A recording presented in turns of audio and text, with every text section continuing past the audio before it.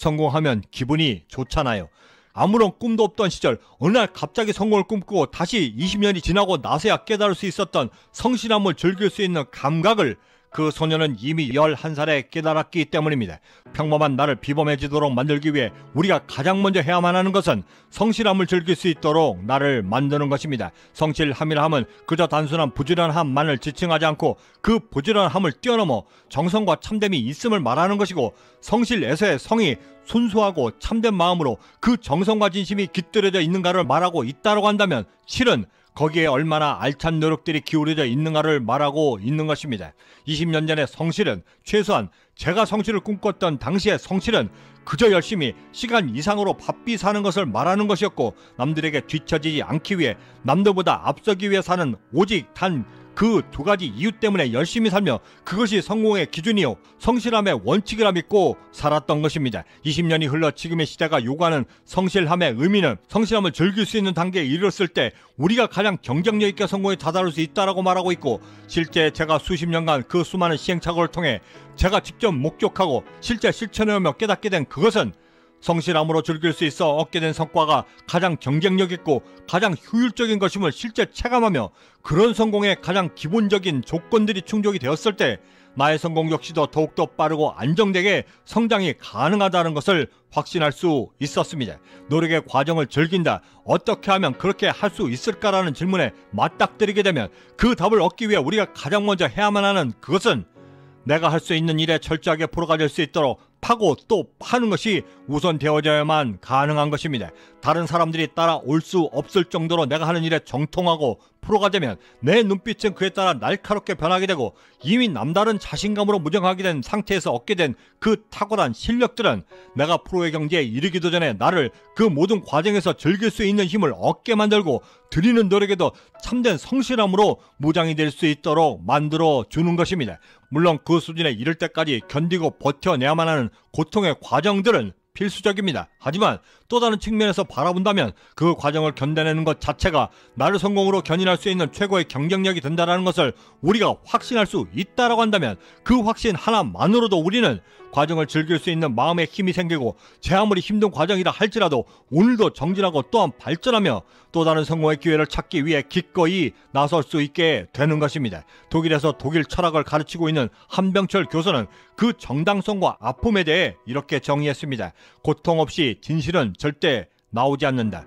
우리가 성공의 진리를 깨닫는 것 역시도 이와 마찬가지로 삶에서의 고통 없이는 그 삶을 이겨낼 투쟁적인 아이디어를 절대 얻지 못할 뿐더러, 더욱이는 편안한 상태에서 절대 기대조차 할 수 없는 것이 성실을 즐길 수 없는 경지인 것이고, 그 호된 과정을 어떻게 어떤 모습으로 견뎌내느냐에 따라 내가 나의 삶 자체를 즐길 수 있는 횟수와 빈도 그리고 강도들까지도 비례적으로 얻을 수 있다고 한다면, 이것이 바로 우리가 인지해야 할 지극히 당연한 성공의 정당성과 원리인 것입니다.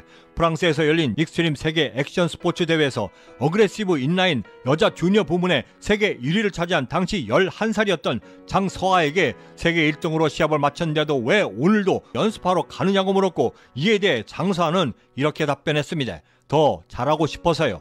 모든 방송에서 11살 장서아를 말하며 인라인 스케이트에서 탁월한 천재라 말하고 있지만, 제 눈에 비춰졌던 11살 소녀의 탁월함이라 함은 정작 인라인 스케이트에 있지 않았고, 그 정상에 설 때까지 자신을 갈고 닦아 그 모든 과정들을 이겨내고 마침내 성실함을 즐겨낼 수 있었던 타고난 그 감각이 바로 그 11살 소녀가 갖고 있던 진정한 탁월함이었던 것입니다. 태어나 20년이 지났어도 그 존재조차 몰랐고 아무런 꿈도 없던 시절 어느 날 갑자기 성공을 꿈꾸고 다시 20년이 지나고 나서야 깨달을 수 있었던 성실함을 즐길 수 있는 감각을 그 소녀는 이미 11살에 깨달았기 때문입니다. 성실함을 즐길 수 있는 그 원동력에 대해 11살 작은 거인은 이렇게 답변했습니다. 성공하면 기분이 좋잖아요.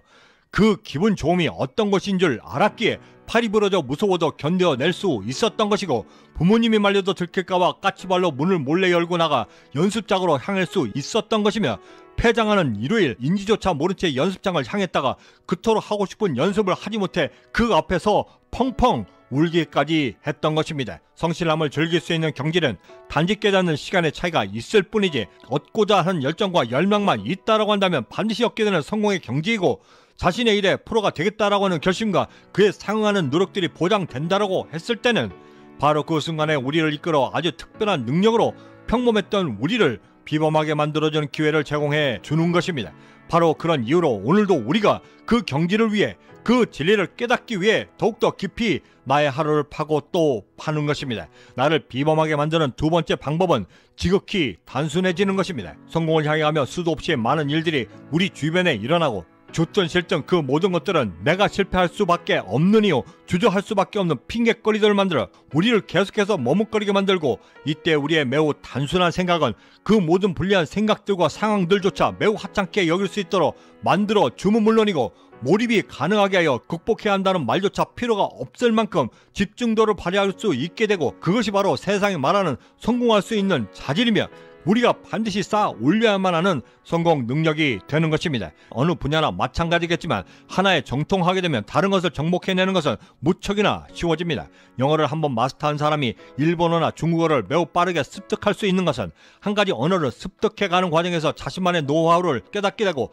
이를 아주 똑같이 다른 언어에도 그대로 적용시켜 습득할 수 있기에 가능한 것인데, 성공학에서는 이를 성공 메커니즘이라 부르고, 한 분야의 정상에 올랐었을 때 얻게 되는 하나의 정의화된 시스템이 또 다른 분야에서조차도 월등한 성적을 내며 성공을 계속해서 만들어 나갈 수 있는 성공의 프로세스라고 말하고 있는 것입니다. 하지만 이 지점에서 우리가 절대 오해하지 말아야만 하는 것은, 어떤 사람이 발견한 그 노하우가 항상 우리에게 똑같이 적용되지 않는다는 사실인데, 사람들이 발견한 나름의 성공 비법을 우리가 그대로 똑같이 따라한다고 하여 우리 역시도 그와 동일한 성적을 거둘 수 없는 것은, 비록 노하우를 빌려 차용은 가능하나 그것을 내 것으로 만드는 숙제는 오로지 나의 몫이기 때문인 것입니다. 실제로 중고등학교 시절 뒤처진 영어를 메꾸기 위해 당대 최고의 영어 강사가 쓴 책에서 시킨 대로 그 책 모든 문장을 토시 하나 틀리지 않고 126번씩이나 반복해서 보며 그 모두를 통째로 외웠지만, 정작 이태원으로 달려가 외국인 앞에 섰을 때는 단 한마디도 하지 못하고 돌아섰고,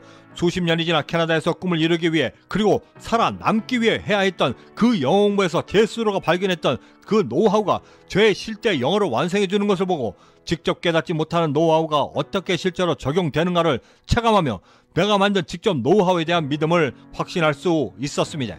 내일 이 시간에는 성공실전 훈련법 23번째 이야기, 나를 비범하게 만들 수 있는 그 두 번째 방법에 대해 함께 말씀 나누도록 하겠습니다. 토마스 칼라일은 이렇게 이야기했습니다. 독창성의 정점은 참신함에 있는 것이 아니라 그 독창성을 찾고자 하는 성실함에 있는 것이다. 그 사실을 믿는 사람만이 오직 독창적인 사람이 될 수 있다. 구독과 좋아요, 알림 설정은 어제 평범했던 나를 오늘의 비범함으로 바꿀 수 있는 성공 영감과 내가 있어야 할 자리를 비범함으로, 그리고 매우 독창적인 생각과 방법들로 과감히 선택해낼 수 있는 남들이 갖지 못한 그 강한 동기부여까지도 함께 얻는 귀한 계기가 될 것이라 감히 자신합니다. 마지막으로 비즈니스 인사이트가 일론 머스크를 평가한 것과 그가 행복을 만드는 원칙에 대해 말한 것을 함께 소개해드리며 마칠까 합니다. 저는 이만 여기서 먼저 인사드려야 할 것 같습니다. 그 어디에 계시든 성공에 한 걸음 더 다가서시는 하루가 되시길 진심으로 바라고, 저는 내일 아침에도 따뜻한 커피 한 잔과 성공 영감을 들고 찾아뵙겠습니다. 지금까지 경제적 자유민이었습니다. 감사합니다. 일론 머스크는 이렇게 이야기했습니다. 사람들 자신이 열정을 갖고 있다는 사실 자체를 계속해서 추구해야 한다라고 저는 믿고 있습니다. 그것은 자신 스스로를 다른 그 어떤 것들보다도 행복하게 만들어 줄 것이라는 것을 제가 알기 때문입니다.